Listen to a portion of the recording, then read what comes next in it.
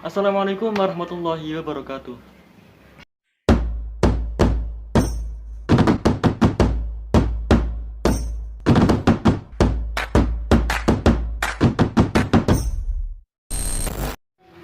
Di sini, saya akan mempresentasikan tugas sosiologi tentang faktor penyebab ketimpangan sosial jika dilihat dari faktor kultural dan faktor struktural. Saya mulai dengan faktor kultural.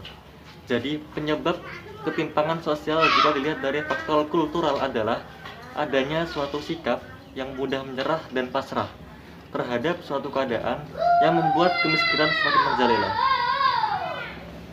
Sekian, terima kasih. Wassalamualaikum warahmatullahi wabarakatuh. Warahmatullahi wabarakatuh. Faktor penyebab ketimpangan sosial. Faktor struktural. Faktor struktural berkaitan erat dengan tata kelola yang merupakan kebijakan pemerintah dalam mengenai masyarakat, baik yang bersifat legal formal maupun kebijakan-kebijakan dalam pelaksanaannya. Sekian, terima kasih. Wassalamualaikum warahmatullahi wabarakatuh.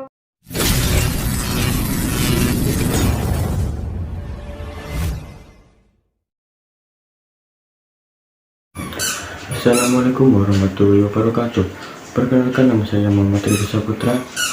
Di sini saya akan menerangkan pelajaran sosiologi tentang akibat ketimpangan, yaitu kriminalitas. Apa itu kriminalitas? Secara bahasa adalah berasal dari kata krimen yang berarti kejahatan.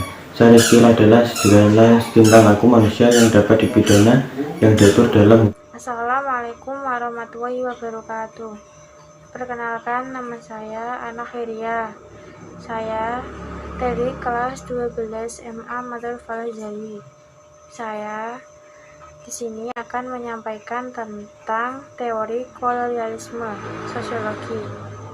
Teori kolonialisme dimulai dari tahun 1750.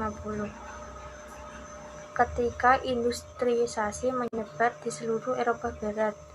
Teori ini merujuk pada suatu negara yang menjadikan banyak wilayah sebagai kolonialnya. Menurut Horizon, mereka menanamkan sebagai keuntungannya ke dalam persenjataan yang tangguh dan kapal cepat. Kemudian digunakan untuk menyerbu negara yang lemah untuk dijadikan kolonialnya. Maksud kolonialisasi di sini adalah untuk mengeksploitasi rakyat dan sumber daya suatu bangsa demi keuntungan negara kapitalis induk. Assalamualaikum warahmatullahi wabarakatuh. Kebijakan pemerintah UUD NRI tahun 1945 pasal 33 ayat 1. Perekonomian disusun sebagai usaha atas asas kekeluargaan. Ayat 3. Bumi, air, dan kekayaan alam yang terkandung di dalamnya dikuasai oleh negara dan dipergunakan sebesar-besarnya untuk kemakmuran rakyat. Teori ini melihat ketimpangan sebagai akibat dari kelompok dengan kekuatan dominasi kelompok yang kurang kuat. Perspektif ini melihat masyarakat sebagai suatu komunitas yang memiliki ciri khas atas adanya ketidaksamaan. Dalam hal ini, masyarakat akan selalu mengalami konflik secara terus-menerus, baik di dalam kelompok maupun kelas sosial.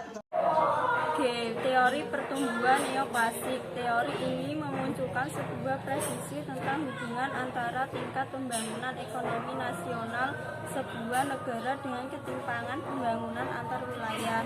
Teori ini beranggapan bahwa mobilitas faktor produksi baik moral maupun tenaga kerja pada awal proses pembangunan kurang lancar. Hal ini berakibat modal dan tenaga kerja meluas. Namun apabila proses pembangunan terus berlanjut dengan makin baiknya sarana dan prasarana komunikasi, mobilitas modal dan tenaga kerja akan semakin lancar. Pendekatan struktural. Pendekatan struktural adalah cara lain memandang ketimpangan dunia dalam hal kesejahteraan dan kekuasaan. Pendekatan ini memandang bahwa kemiskinan dan ketergantungan dunia ketiga tidak disebabkan oleh keputusan kebijakan yang sengaja dibuat di Amerika, Inggris, atau Moskow. Menurut Previs, sistem perdagangan bebas merugikan negara pengekspor bahan mentah dan menguntungkan negara-negara industri kaya yang mengekspor hasil industri atau negara-negara pusat.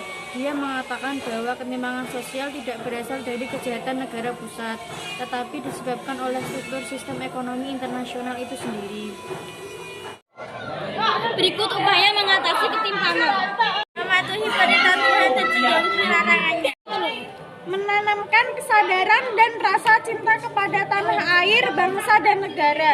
Melatih dan membiasakan diri hidup bergaul dan bersikap demokrasi.